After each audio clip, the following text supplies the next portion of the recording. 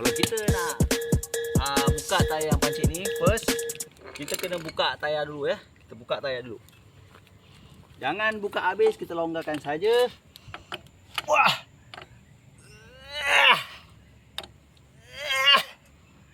Pun dah sakit pinggang guys. Lepas kita dah longgarkan, kita ambil ni guys. Ambil jack. Kita letak bawah tayar. Nampak tak lekuk ni? Lekuk ni tempat dia dekat depan lekuk bawah tu guys. So nampak tak lekuk bawah ni? Bentuk ni. Tengok fokus sikit. Lekuk tu. So kita kena cari tempat yang rata. Pastikan bawah ni tempat yang keras. Okay guys.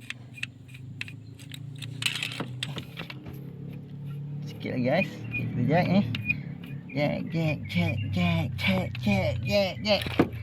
Sikit lagi guys. Okey dah.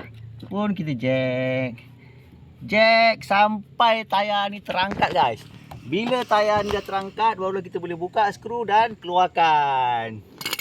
Tapi kan guys, kau nak keluarkan tayar spare dalam bonet ni, kadang-kadang banyak barang yang dah dalam bonet ni. Kau kena keluarkan barang dalam bonet tu.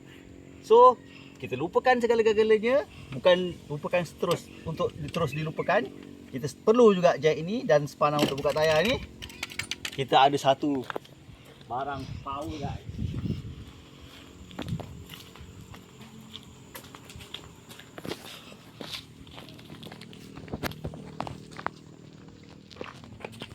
So ini kita boleh simpan dalam kereta. Ini pun kita boleh simpan dalam kereta. Barang-barang banyak dalam kereta ni pun kau tak payah nak keluarkan. Kau boleh guna tayar well. Senang saja.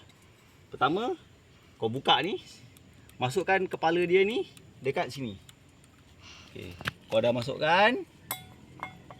Okey, sampai rapat. Lepas tu kau buka penutup dia, kau tekan.